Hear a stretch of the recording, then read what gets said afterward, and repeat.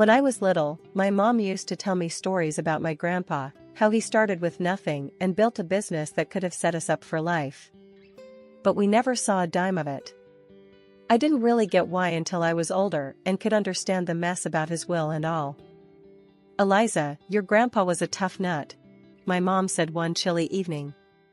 We were sitting at our small kitchen table, nursing cups of lukewarm tea. The heater was busted again, and the landlord wasn't too quick to fix anything.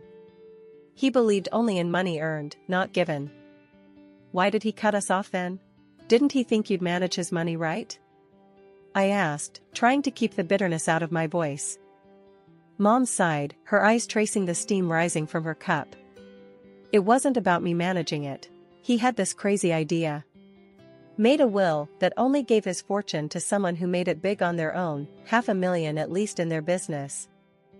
"That's just cruel," I muttered. The idea seemed ludicrous, a game set by a man who loved his money more than his family. "It was his way or the highway," Mom continued. "When I argued with him, he practically disowned me. Said if I was any good, I'd earn my way without his help. The unfairness of it all gnawed at me. Here we were, scrimping and saving every dime, while someone out there was living it up on what should have been ours. Ever since I was a kid, I had a knack for spotting a chance to make a buck.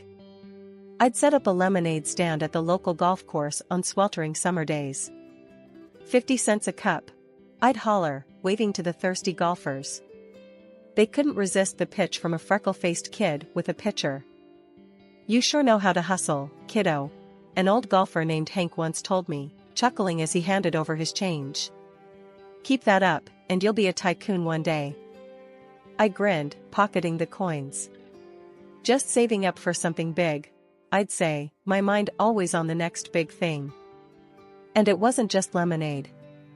I made homemade baubles and bracelets, stringing them together from beads I'd find at the dollar store. I sold them wherever I could, neighborhood block parties, school events, even at the front yard during garage sales. Trading wasn't just fun, it felt right, like I was meant to do it. "Eliza's got her own little business empire going," my mom would joke to her friends, but there was a hint of pride in her voice that made me stand a little taller. But it was the sewing that really caught on.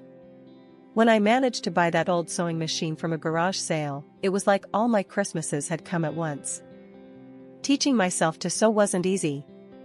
The machine was temperamental, and the tutorials online weren't always clear, especially when the internet connection flickered in and out. But I stuck with it. Soon, I was turning drab thrift store finds into trendy outfits. "Eliza, is that the same shirt you wore last week?" Sarah sneered one day as she caught me at my locker. "Looks different." "Yep, gave it a little makeover," I said casually, slamming my locker shut. "You should try it sometime, might improve your attitude." She scoffed and strutted away, but a couple of other girls lingered. "That was really cool what you did with your shirt. Could you do mine?" one of them asked, a shy smile playing on her lips. "Sure thing. Bring it tomorrow," I replied, my heart swelling with pride. Word got around, and soon I was taking custom orders. It wasn't just pocket money anymore, it was real business. People paid good money for uniqueness, and I was all too happy to provide. One sunny afternoon, I dragged my latest creations to the local street fair. I set up a rickety table, laid out my garments, and waited, heart thumping with the thrill of it all. "You think people will buy these?" Mike, my friend, asked, eyeing the passers-by skeptically. "They'd be crazy not to," I shot back, confidence bubbling. And buy they did. My table was swarmed. I barely had time to collect the money and hand over the clothes. Amidst the chaos, a guy approached, his car keys jangling in his hand. "Hey, my car broke down a block from here. Saw your stall. This stuff yours?" he asked, nodding towards my makeshift display. "Yeah, all made by me. You need something to pass the time while waiting for a tow?" I joked, handing him a shirt. He laughed, a genuine, head-thrown-back kind of laugh. "Actually, I was wondering if you do men's stuff too." "Sure do," I replied, pulling out a few pieces I'd experimented with. He looked them over, then looked at me with a spark of interest. You've got talent. Ever think of making this a real business? Every day, I said, not missing a beat. His smile widened. I'm Jack, by the way. Eliza, I said, shaking his hand, feeling the weight of the moment. This wasn't just another sale. This felt like a doorway, swinging wide open. As the day wound down, I counted the cash, a sense of accomplishment washing over me. This was it. I was making it happen, one stitch at a time. Told you they'd love your stuff, Mike said as he helped me pack up. Yes, you were right, I admitted, unable to keep the grin off my face. Looks like I might just make that $500,000 mark after all. After Jack and I met at the fair, things kicked off faster than I expected. He wasn't like the guys I knew, he came from money, but he had a way of making you forget about that when you were with him. He had this laid-back vibe, always laughing, always making plans. We started seeing each other more, and it wasn't long before we were seriously dating.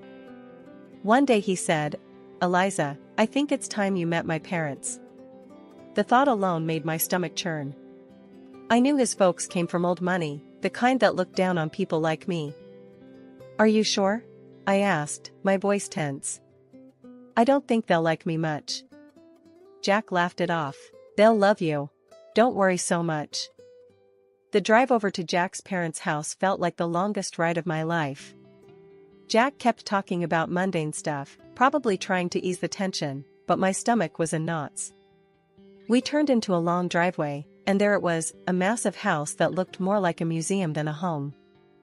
We walked up to the grand entrance, and the door swung open before we could even knock. There stood Jack's mom, Mrs. Thompson, dressed impeccably in a way that made me feel underdressed instantly, despite my careful choice of outfit. Jack, darling, she exclaimed, pulling him into a hug, then turned to me with a polite smile that didn't reach her eyes. And you must be Eliza. We've heard so much about you. Her words sounded warm, but her tone was anything but. I forced a smile. Thank you for having me, Mrs. Thompson. Jack led me inside, and that's when Mr. Thompson appeared. He was a tall, stern-looking man with a firm handshake that felt more like a test than a greeting. Eliza, a pleasure, he said, his voice deep and unemotional. We moved into the living room, which was as grand and cold as the rest of the house. Everything felt stiff and formal. We made small talk, or at least, they did. I mostly nodded and smiled, feeling out of my depth. Dinner was served in a dining room straight out of a magazine, with crystal and fine china that looked like it should be locked up in a display case, not used for eating. We sat down, and that's when the real interrogation began. So, Eliza, Jack tells us you're into fashion design, Mr. Thompson began, eyeing me like I was a problem he needed to figure out. Yes, I run a small business. I design and sell clothing, I responded, trying to keep my voice steady. Self-made then. How entrepreneurial, he commented dryly. His tone suggested it was less of a compliment and more a checkmark on a list of curiosities. Mrs. Thompson chimed in with a smile that felt more like a wince. And your family, dear, what do they do? Well, it's just me and my mom. She's a nurse, I said, feeling the weight of each word. Oh, I see. Mrs. Thompson replied, exchanging a glance with her husband that I couldn't quite read. The conversation stumbled along until coffee was served, and then Mrs. Thompson's polite mask slipped. Eliza, I must be honest. We have certain hopes for Jack, and his partner's background is important to us. It's essential for maintaining the family's reputation and legacy. Finally, she put her fork down and said flatly, well, it's clear you've done quite a bit despite your background. But I don't think you're suitable for our son, I'm afraid. Her words hit like a slap. I sat there, stunned, as she got up from the table. I won't waste more time here, she declared and left the room without another word. Jack was quick to comfort me, his face flushed with embarrassment. Eliza, please, don't take it to heart. She's said in her ways. It was tough to swallow. The evening had turned into a stark display of where I stood with his family. Despite Jack's reassurances, the shadow of that dinner lingered, casting a long, cold shadow over what should have been a happy milestone. The engagement happened despite the frosty atmosphere at dinner that night at Jack's parents' house. His folks made it clear they weren't thrilled, but Jack went ahead with the proposal. We were officially engaged, and while I was over the moon about us, the chill from his parents was something I couldn't shake off. A few weeks after our engagement, I got a call from Mrs. Thompson, Jack's mom. Her voice was formal. "I see. Eliza, I'd like you to come over. We need to discuss something important." When I arrived, both of Jack's parents were waiting. The house felt colder than ever, like all the warmth had been sucked out of it. Mrs. Thompson didn't waste any time. "Eliza, we've looked into your background thoroughly," she began, her tone sharp and unwelcoming. Mr. Thompson nodded, his face stern. "It's clear you come from a very different world than ours." His wife continued. "And frankly, we feel you're hunting for wealth, climbing through our son. But we won't allow our family fortune to be jeopardized." The words stung, but before I could react, Mrs. Thompson slid a stack of papers across the table towards me. "Since I can't convince Jack to rethink this marriage, you'll need to sign these," she said flatly. I picked up the papers. They were a prenuptial agreement. As I read through, it was clear, I wouldn't lay claim to any of Jack's wealth, and neither would any children we might have. Without hesitating, I signed them. "I'm not marrying Jack for his money," I said, handing the signed papers back to her. Mrs. Thompson looked taken aback, her eyes wide. Even Mr. Thompson raised an eyebrow, surprised by my quick compliance. I left their house feeling a mix of relief and resentment. At home, I told Jack everything. He laughed it off. "Wow, you really showed them. Good for you." But his laughter didn't sit right with me. "Aren't you bothered that your mom thinks so lowly of me? She humiliated me, Jack." He shrugged, still smiling. "I get why you're upset, but you know how Mom is. She has her reasons, and well, she's not completely wrong to worry, right?" His words felt like a slap. Not only had his mother insulted me, but now Jack was subtly defending her. It hurt, realizing that maybe he wasn't entirely in my corner. A year after our engagement, as the wedding drew closer, my life was a whirlwind of excitement and stress. My business, a sportswear brand I had started from scratch, was finally taking off. It was thrilling to see my designs being worn and loved. I had built a small capital, enough to expand and take on bigger challenges.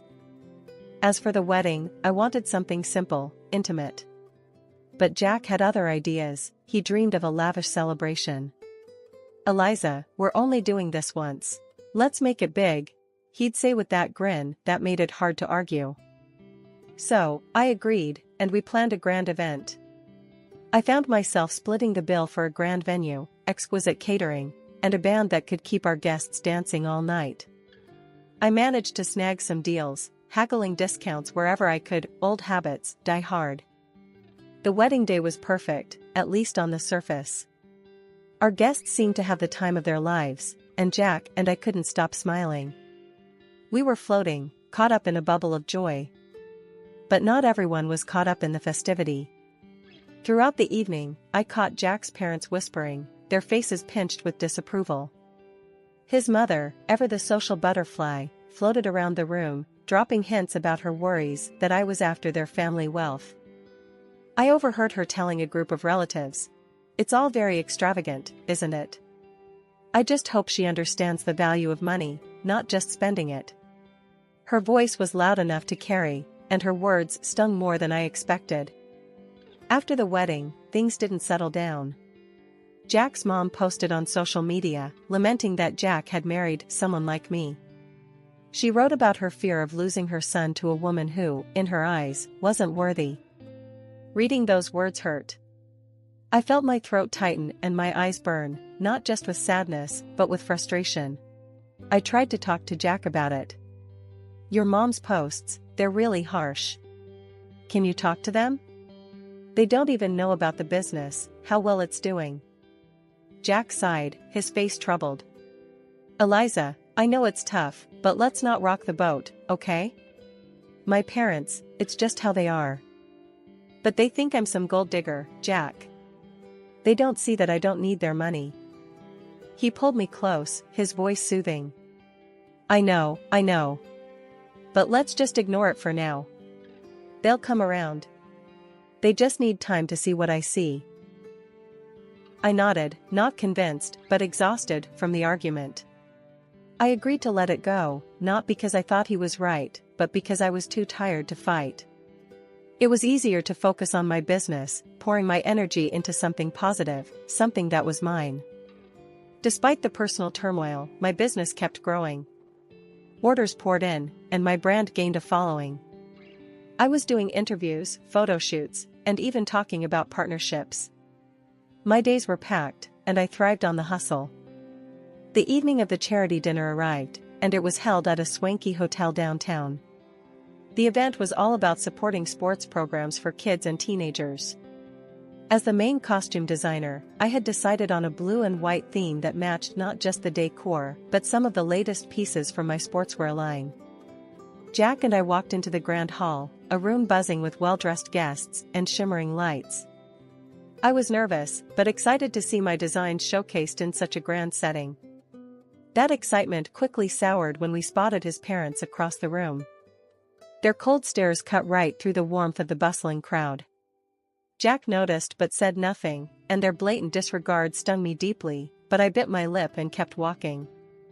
As guests began to arrive, I circulated the room, chatting and networking. Jack was by my side, his usual charming self, but I could tell he was a bit overwhelmed by the scale of the event. You're really pulling out all the stops, huh? Jack commented as we watched the crowd from a distance. Go big or go home, right? I replied with a wink. Eliza, you've outdone yourself, a familiar voice said from behind me. Turning around, I saw a local sports celebrity who'd worn my designs before. These uniforms are fantastic. Thanks so much. Enjoy the evening, I smiled, handing them a business card. Let's catch up soon. The event was buzzing, the atmosphere electric with enthusiasm and goodwill. Then, the moment of truth arrived. The host took to the stage to thank the sponsors, and my heart raced as he started to speak. We hadn't been seated long when the evening's presenter took the stage to kick off the event. The atmosphere was lively, filled with applause and cheer until it came time to thank the sponsors. My heart raced with pride and anxiety as my name was announced as one of the main contributors. I'd like to extend a special thank you to Eliza, whose generous donation of over $300,000 made tonight possible. The presenter boomed through the microphone. The room erupted in applause, but it was abruptly pierced by a shriek from Mrs. Thompson, Jack's mother. Absolutely not, she screamed, drawing the room into a shocked silence. She demanded a microphone, and once it was handed to her, she didn't hesitate. This is preposterous. Eliza couldn't possibly afford this. She's nothing but a poor beggar using my son's money. She's a cunning predator, sneaking into our family to bankrupt us. Her words echoed through the hall, venomous and loud. The presenter, taken aback but composed, quickly tried to correct the situation. Mrs. Thompson, I assure you, you are mistaken. Eliza's company is extremely successful and fully capable of such generosity. I know this firsthand. The crowd murmured, the tension palpable. Then, in an unexpected move, the presenter passed the microphone to Jack, hoping for him to clear the air. Jack's face was a mix of embarrassment and conflict. He glanced at his parents, then at me, his voice barely a whisper as he spoke into the mic. I have nothing to say. And with that, he walked over to his parents, leaving me standing alone amidst a sea of whispers. The weight of the moment settled heavy on my shoulders. I felt exposed and humiliated, not just by the accusations, but by Jack's refusal to defend me, to affirm the truth about my success. The pride I had felt in my contribution was tarnished, overshadowed by the drama unfolding around me. Stepping into the spotlight, I approached the microphone, my heart pounding, but my resolve clear. Good evening, everyone. Thank you for being here tonight. I started, my voice steady despite the tumult of emotions. Tonight, I'd like to share something very personal about my journey. The room fell silent, all attention on me. I started as a street entrepreneur, not just to make ends meet, but driven by a dream. That dream led to the creation of a sportswear brand that many of you know now. Pausing, I looked around, meeting the eyes of young athletes and seasoned businessmen alike. When my company's profits hit $500,000, I fulfilled a promise to a very special person, my grandfather. I continued, my voice growing stronger. He left a will stating that his inheritance would go to a relative who made their own success, reaching that exact figure in their business. Whispers filled the hall, and I took a moment to let that sink in. That inheritance has been used to fuel not just my personal growth, but to give back through charity, much like tonight's event. The crowd was listening, some nodding, as I unfolded more of my story. After the pandemic, my business didn't just survive, it thrived, growing several times over. Every challenge faced was a stepping stone. As I concluded, I stand before you, not just as a business owner, but as someone who believes in the power of perseverance and dedication.